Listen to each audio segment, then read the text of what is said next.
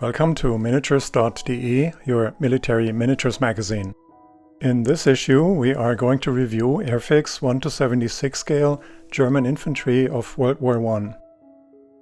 The set offers 45 figures in 20 different poses, mostly of infantry but also including a few specialists. The first figure in the set is the Kaiser himself, based on a famous photo of the German Emperor and two of his sons.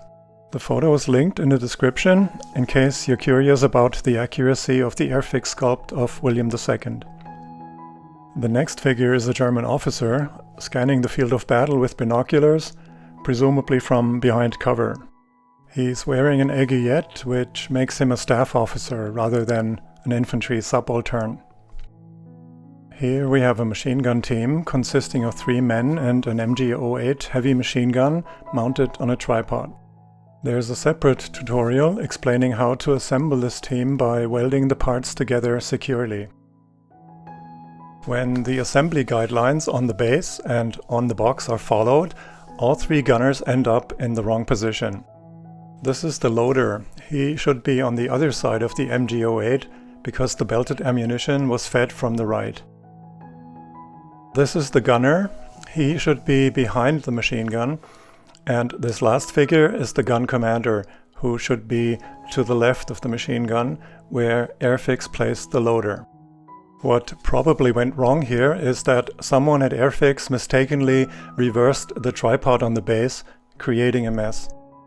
To fix this mistake, we will cut the entire base apart and properly arrange the figures on a different wargame base. Using a sharp blade, the machine gun base is easily cut apart, separating the figures from each other. That done, the MG08 and the gunners need to have their individual bases trimmed down to the bare minimum. Now the gunners are easy to deploy as close to the machine gun as required to operate the weapon effectively.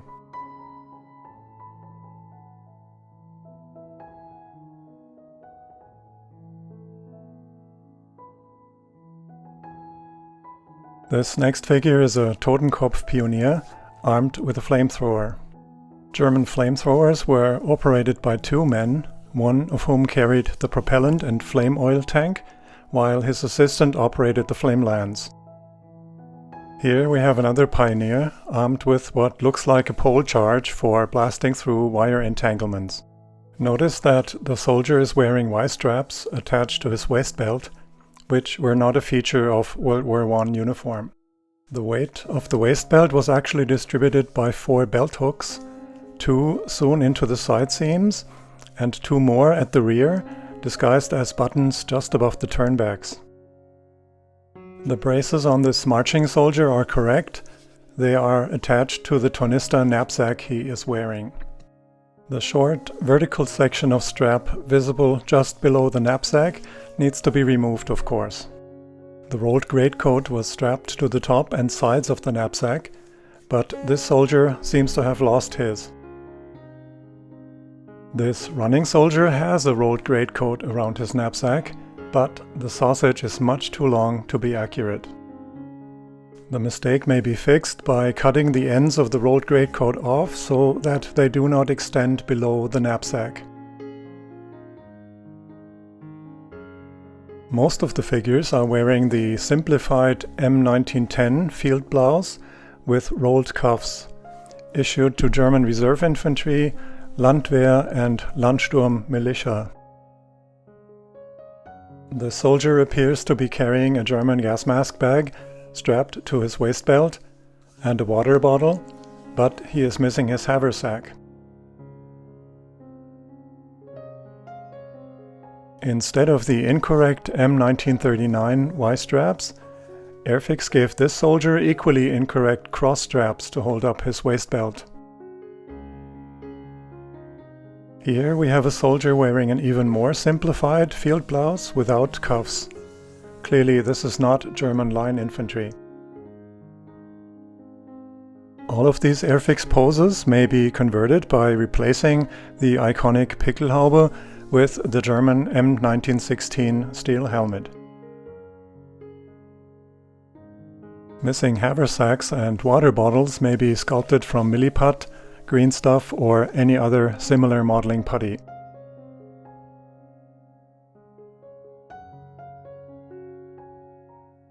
The surrendering soldier appears to be based on one of the many photos of captured Germans on the Western Front. Finally, a pose without the silly World War II style braces.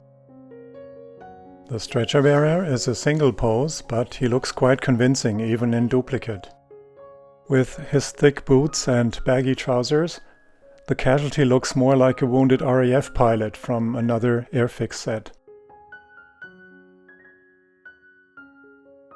And the final pose is a fallen German reserve infantryman or Landwehr soldier wearing braces like many of the other figures.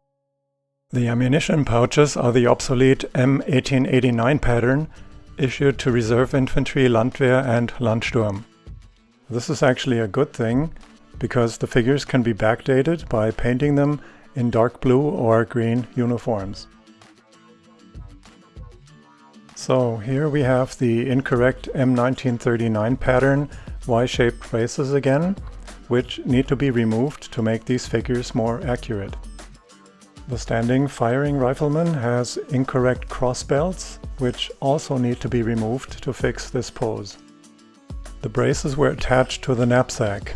When the knapsack was discarded prior to combat, the braces came off with it, of course. There are two ways to fix this mistake. Either give each figure a knapsack to go with the braces, or remove the braces altogether. Using a hot wax spatula or an old X-ACTO blade heated over a candle flame, the braces are surprisingly easy to remove. Our regulated soldering iron is set to 7 on a scale of 10, and the spatula is hot enough to simply brush the braces away. Surprisingly, the whole process takes only a minute per figure. It's much faster than sculpting knapsacks for these soldiers. The hot spatula allows us to sculpt and smooth the surface of the plastic without destroying the folds in the clothing. A scalpel blade heated over a candle flame works as well, but is less convenient because it does not hold the temperature.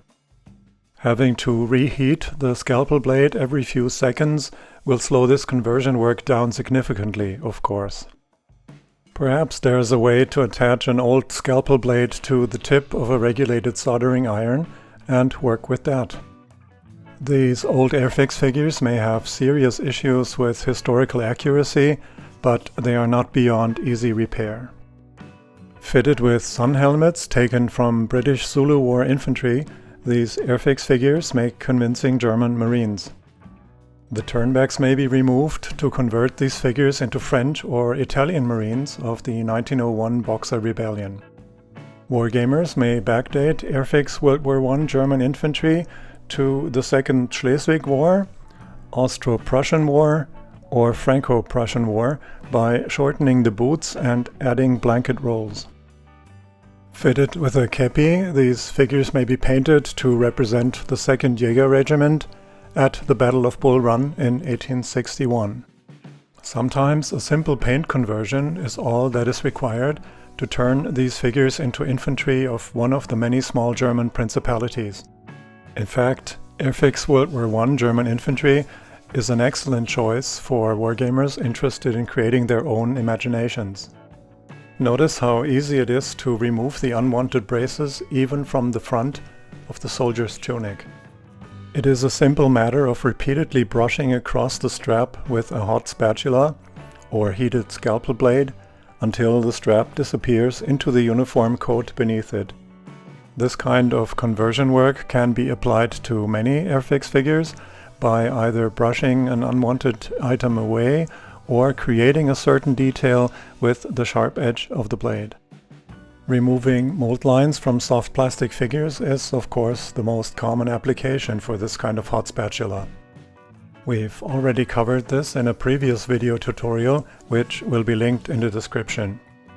The surface of these converted plastic figures will be smooth enough to be painted over without priming or undercoating. On this figure too, removing the braces requires careful sculpting in a relatively small area of the belly. It's amazing that we can even get in there with a hot spatula without destroying the arm or the ammo pouch. That kind of precision builds confidence. With practice, there's probably no limit to what can be done with a tool like this. Molten plastic may be added to a figure and shaped into a haversack, canteen or blanket roll. The outline of a knapsack may be created from wire, laid on a figure's back, and filled with molten plastic. The accurate anatomy and superb sculpting of antique Airfix figures makes them an excellent source of cheap wargame troops. It would be a shame not to use them just because of obvious bugs like incorrect straps and missing equipment. Given the opportunity, we will continue to look into improving, recovering, repairing, and converting Airfix figures.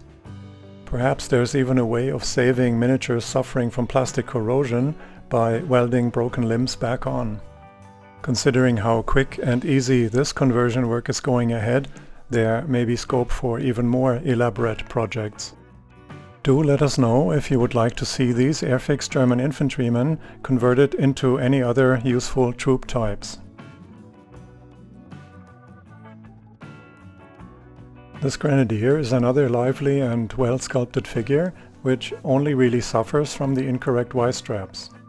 Cutting the straps off is not an option because the tunic will be damaged in the process, ruining the pose. We want to keep the diagonal strap of his grenade bag in place, which means that we have to carefully work around that. So we're just going to brush the Y-straps away and leave everything else intact.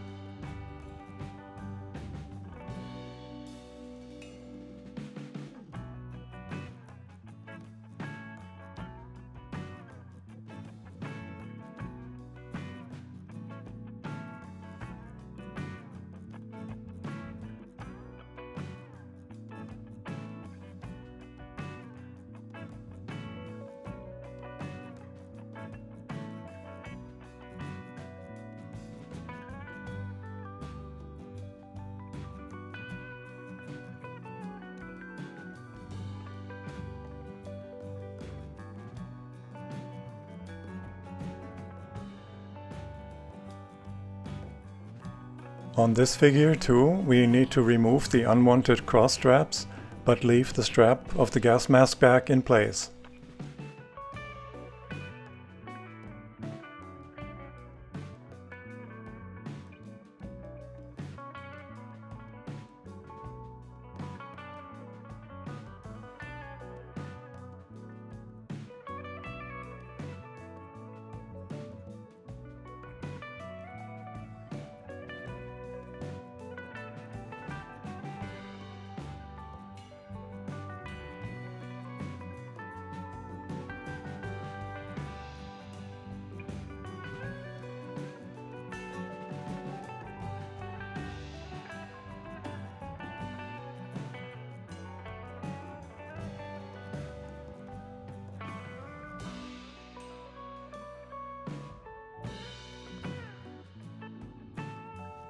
We try to keep many of the folds in the clothing intact by carefully brushing the unwanted strap into them.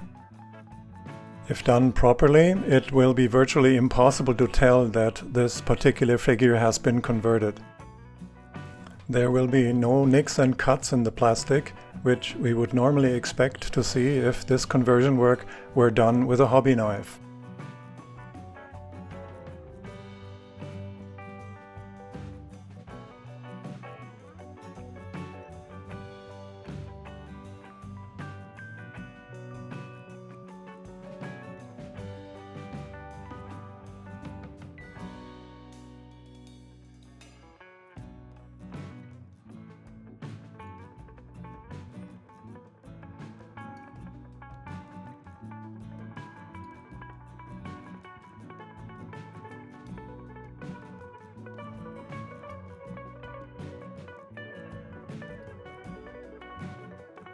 So this is what our converted World War I German infantry now look like prior to painting and basing for war games. With their incorrect Y-straps removed, These Airfix figures will be even easier to paint than usual. Thank you for watching. For more information, you're welcome to visit our website at miniatures.de.